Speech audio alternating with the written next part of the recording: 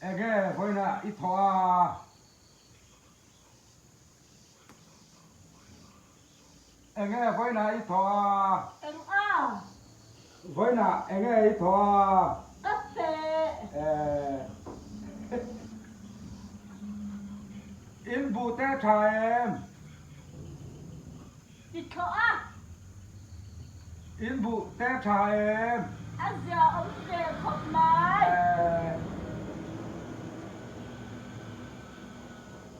nụ pui na dâu lâu mì mở nụ pui khai na dâu lâu mì cả số đầu em tính mở nụ pui khăm mò à in là dâu lâu mì cánh dầu tre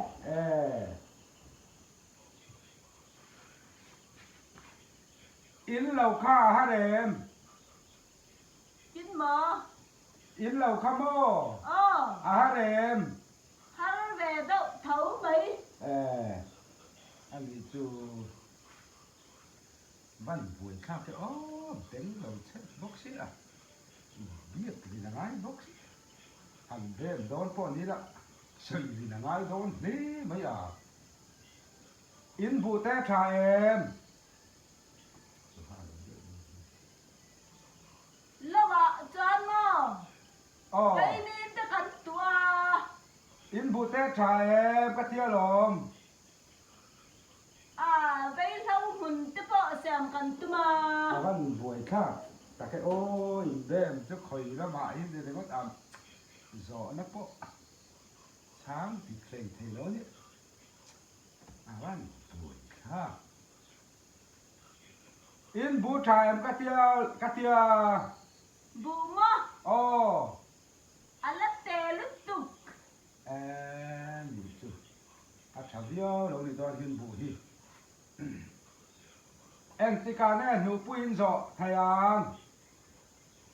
nặc của mình tính mò nặc cùng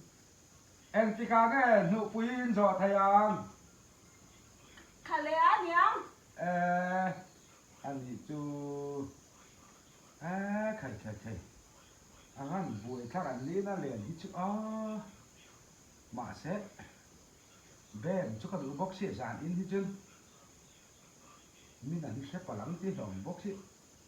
sẽ chỉ mà hát ta dễ mấy à im hai bol kha cả lâu để xin đón mình lè anh na ông à mò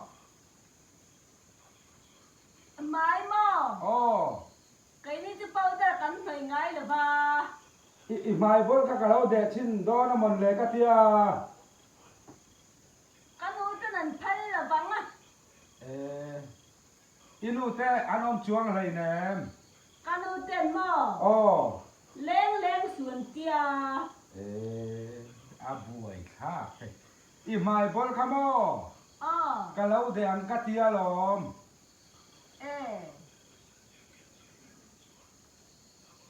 anh nghe nó mà văn buổi khác ta cái em chú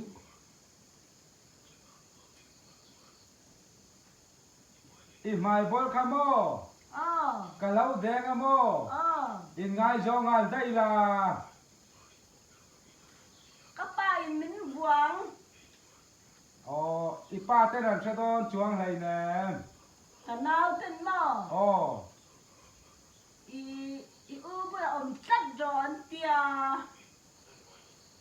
anh om chuang xí là anh om lâu lai yên in để sakira thì mấy lòm lại cái mò thật thì na hành để xin để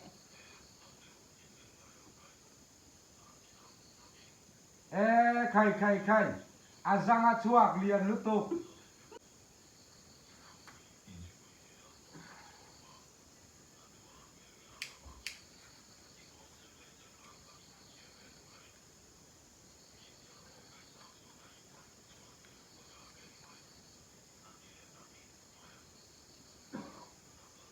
nạp tu cài ngay tiếng